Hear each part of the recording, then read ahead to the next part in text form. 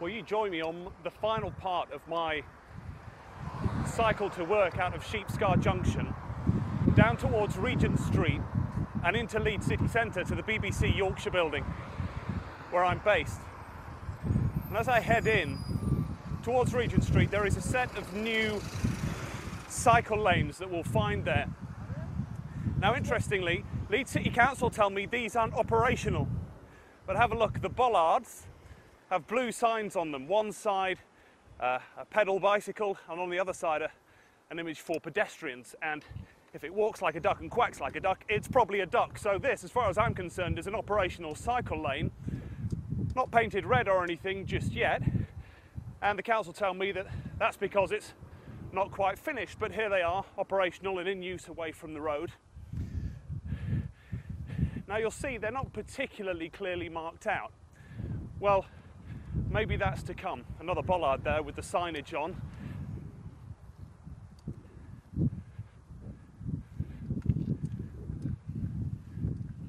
Pedestrian.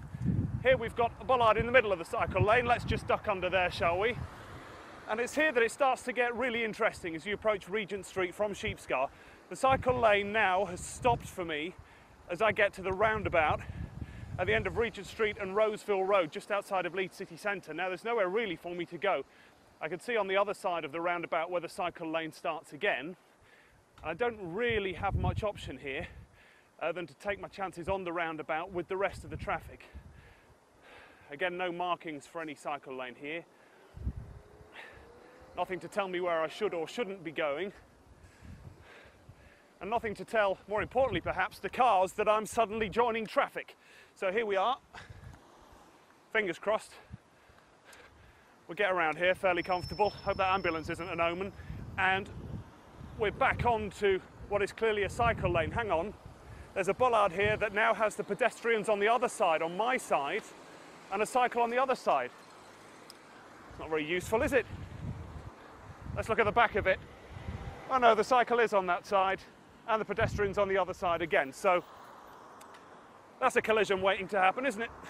All right, let's head further along Regent Street towards these traffic lights where you can turn left if you were going to St James's Hospital. Now here, the cycle lane just appears to have finished. No markings, no ahead for cycles.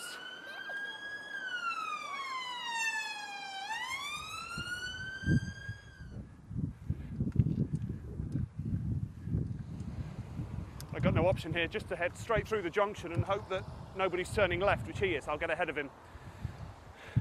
Back onto a cycle lane past Quick Fit along Regent Street, and the cycle lane after about 20 yards just finishes again. And it's, well, again, hope nobody's turning left or coming out of that junction. Here's about 2 yards of cycle lane, stops again.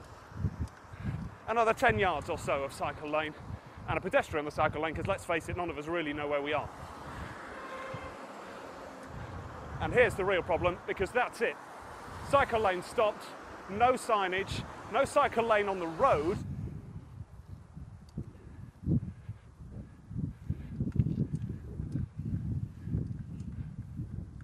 And that's what happens. Cyclists just end up on the pavement. It's probably the safest place to be, although not safe for pedestrians then, is it? So a bit of a debacle, in all honesty. Bad driving doesn't help.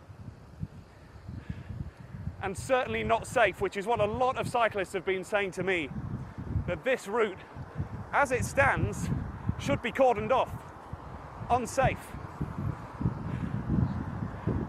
And as we just get towards Leeds city centre, under the A64 flyover, then we will find my favourite part of the lot. There's a right-hand turn onto a cycle lane. That's good. Protected, segregated cycle lane, except it now says cyclist dismount.